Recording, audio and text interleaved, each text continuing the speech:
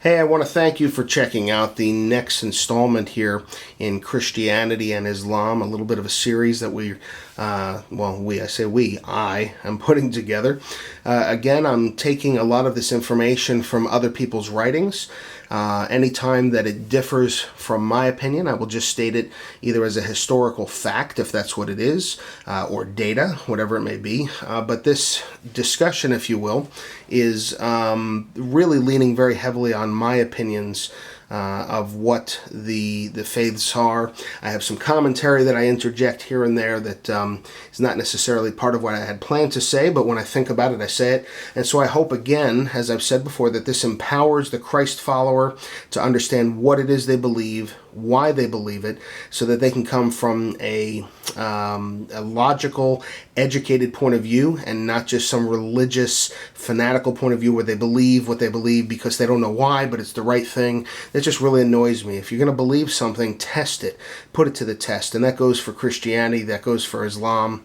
So if you're a Christ follower or a Muslim, hopefully this empowers you to think through your faith and understand why it is that you believe what you believe, and hopefully gives you the energy to defend what you believe or question it. And so today I just want to talk a little bit about the scriptures of Islam. And so this is a little bit more detailed than before. I'm going to take pretty heavily from a booklet called World Religions in a Nutshell by Ray Comfort, using most of the data there. But again, I'll share my opinion throughout. And so Muslims believe that their holy book, known as the Quran, was dedicated to the was dictated, see I'm reading now, you can tell, right? Was dictated to the Muslim prophet Muhammad by an angel from Allah. Now, we talked a little bit earlier that angel's name was Gabriel. That's curious to see, because obviously Gabriel is a common name, but it seems to be a common name through the scriptures, obviously in the Quran, in the Jewish scriptures and the Christian scriptures. And so Muhammad recited the messages that he supposedly received to his followers, who either wrote the words down or they memorized them. And so the Quran was not arranged into the form of a book until after Muhammad had passed away. And sometime later, a Muslim leader collected all the writings that were part of the official Quran, and he ordered other versions to be burned. Now, you've heard of book burnings and scripture burnings and all of that throughout history. It's normally done to keep people from reading things. And so that's an interest, obviously, keep people from reading things, right? But it keeps them from seeing things or being exposed to things that would challenge their thinking or give them something to think about that they would actually have to test for themselves. So this gentleman, sometime later, burned all of the versions of the Quran that were not approved, if you will. And so the Quran is actually divided into 114 chapters. I don't know the exact pronunciation, but I think they're called surahs. And these cover the topics of ethics, history, law, and theology. It is slightly smaller than the Christian New Testament, and although the Quran is printed in many languages, Muslims believe that Arabic is actually the language of Allah, that all the true meaning of the Quran can only be fully learned if in Arabic. And Muslims who memorize the Quran usually memorize it only in Arabic, even if they don't understand a bit of the language. And so we see here a little bit of religious flavor, if you will. You see this in most faiths, where people will do things out of tradition. People will do things with their eyes sort of closed to what's actually being done. They don't know what's being said. They don't know why.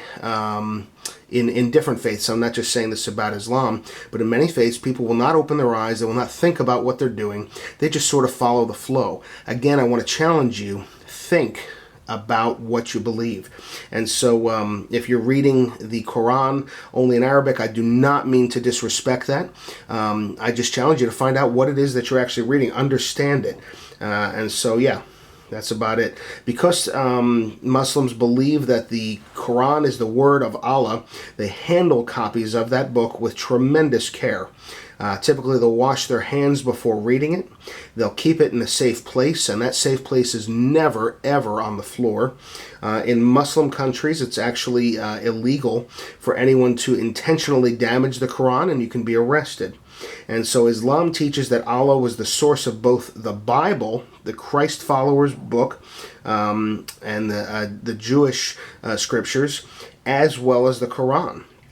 And most people find that interesting because they didn't know that. They think that Muslims only follow the Quran, but the truth is they believe that Allah or God inspired and was the source of the Bible and the Torah and all of that. And so we'll get into that in just a moment. Muslims believe that some of the previous prophets were given books that are considered to be divinely inspired, such as the Torah given to Moses. They call that, I believe, the Tawrat, Tawrat. The Psalms given to David, which they call the Zabur, Zabur. The Gospel, very curiously, given to Jesus, they consider to be inspired by Allah or God, and they call that the Injil, Injil. And of course the Quran, given to Muhammad. Now, Muslims are taught that the first three have been corrupted. So to correct any errors, Allah appointed Muhammad to receive the Quran. According to Muslims, it supersedes all previous books, all previous revelation inspired by Allah, and that Allah has preserved it from corruption, that God has taken the Quran above everything else and kept it safe. And so an interesting question to ask yourself is this: if all of the books were originally true and given by Allah, and He is able to preserve His word because He is a supernatural, all-powerful being, why is He able to keep the Quran free from corruption, but He was not able to keep the other three free from corruption? And so there's an unanswered question, and obviously there is an answer to it. I challenge you to seek, to think, to just look and see what that answer might actually be. In addition, Muslims try to live as Muhammad did by following the Hadith, Hadith. I hope that's a correct pronunciation. These are collections of records of things that Muhammad and companions did and said, and several Hadith collectors gathered reports on Muhammad's life similar to the different gospel accounts of Jesus' life. And so we find similarities between Christianity and Islam that most people don't know exist. They obviously see Muhammad in a different light than Christ followers see Jesus, but they follow a lot of the same beliefs or the same religious teachings, in that Christ followers typically will believe that the Bible is inspired by God and the only source of truth. And I happen to subscribe to something very close to that, if not that. Well, Muslims believe that the Quran is inspired by God and the only source of truth. Well, ask yourself this question. There can't be two truths. Is one of them true and not the other? Are they both somehow true? Are they both somehow false? Ask yourself these difficult questions. Challenge your thinking. That is what I bring to you now as my challenge to you. I go deeper into that a little bit later on in these discussions, but I'll leave you with that for today. Thank you for checking in.